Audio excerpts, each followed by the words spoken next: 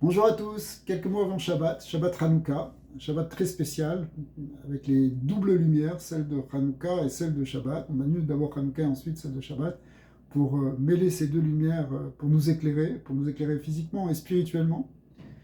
Et, il est écrit dans un fameux proverbe de Shlomo Ameler qui dit Kiner mitzvah ve'torah or, que la mitzvah est un air, est une lampe, et la Torah est une lumière. La Torah est là pour nous éclairer, et les mitzvot, c'est ce qui permet de supporter cette lumière au travers de l'action, au travers du monde physique. Maintenant, on retrouve cette idée dans Hanouka, parce que Hanouka, on allume un air, une lampe, et la lumière qui s'en dégage, c'est pas une lumière pour éclairer la chambre, c'est une lumière pour éclairer notre neshama, pour s'éclairer spirituellement, comme la lumière de la Torah. Donc c'est la lumière de la Torah. Mais le verset de Shlomo continue et dit Vederech Chaim tochechot Moussar. Le Derech Chaim, la voie de la vie, est une critique qui va nous construire, on pourrait dire comme ça. C'est-à-dire que il y a dans la dimension ici des Nérot de Hanouka quelque chose qui est de l'ordre de la remise en question et de la Teshuvah. Quelque chose qui va nous amener à quelque chose de supérieur, encore plus grand que la lumière. Comment on va arriver à quelque chose de plus grand que la lumière? Eh bien, c'est expliqué dans les traités de Chassidut qu'il y a une lumière qui vient de la transformation de l'obscurité. C'est-à-dire que quand on prend les côtés négatifs qui sont en nous et qu'on arrive à les transformer, on dégage une compréhension et une lumière qui est encore plus grande, une proximité avec Hachem, avec le vrai, avec l'essence des choses qu'on va toucher, parce qu'on aura changé les zones d'ombre qui sont en nous. On aura transformé en fait ce qui était ce qu'on ne voulait pas voir au départ. On a mis de la lumière et on en a fait de la lumière. Quelque chose de négatif, on en a fait quelque chose de positif. Ça, c'est le sens de Hanouka. C'est-à-dire que cette fin du verset qui nous parle ici du Derech Chaim, de la voie de vie qui vient de la remise en question, c'est le secret de Hanouka. Parce que Hanouka, ça avait commencé très mal. Ça avait commencé avec une oppression pendant plusieurs dizaines d'années d'un régime qui était violent, autoritaire et répressif, le régime des Grecs à l'époque. Et puis, il y a eu ce don de soi des Hasmonéens, des Hashmonaïm, une famille de Kohanim, qui sont venus et qui ont retourné les choses, ont transformé justement ce qui était obscur. Donc, de l'impureté qu'il y avait dans le temple, ils en ont fait au contraire une lumière pure.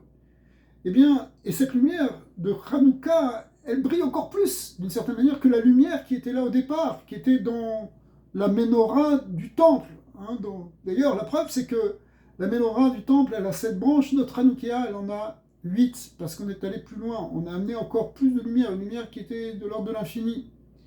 En plus, cette Hanouka, on peut l'allumer maintenant le soir, la nuit, alors que la menorah n'était allumée que le jour. On l'allume même à l'extérieur, alors que la menorah était allumée à l'intérieur. On a gagné quelque chose, c'est-à-dire les zones de ténèbres ont été transformées en zones de lumière.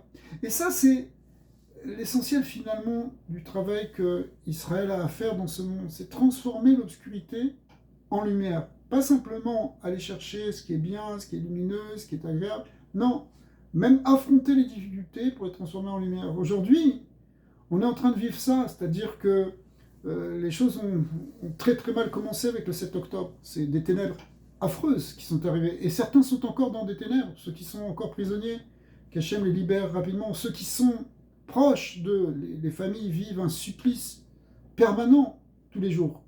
Et c'est, Bezat Hachem, on est tous avec eux, on est tous solidaires les uns des autres.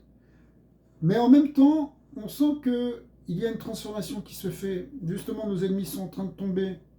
Des terrains sont en train d'être gagnés. Il faut qu'au contraire, le peuple d'Israël puisse transformer cette négativité de ce qu'on a vécu et de ce qu'on a subi en quelque chose, au contraire, qui va être une victoire qui va amener de la lumière. Et tous ceux qui font Messiot Nefesh aujourd'hui, tous ces soldats qui donnent leur vie ou qui combattent d'une manière tellement héroïque, ils sont en train de pas simplement de gagner physiquement, mais ils sont en train de transformer les ténèbres dans lesquelles nos ennemis veulent nous plonger, les nations de manière générale veulent nous enfermer. Eh bien, ils sont en train de transformer ça en lumière d'espoir, en lumière en fait d'un futur qu'on appelle messianique. C'est ça le messianisme, c'est pas quelque chose de mystique, c'est une transformation de quelque chose de négatif en positif, c'est faire un meilleur monde, c'est amener quelque chose de mieux, quelque chose de plus humain, de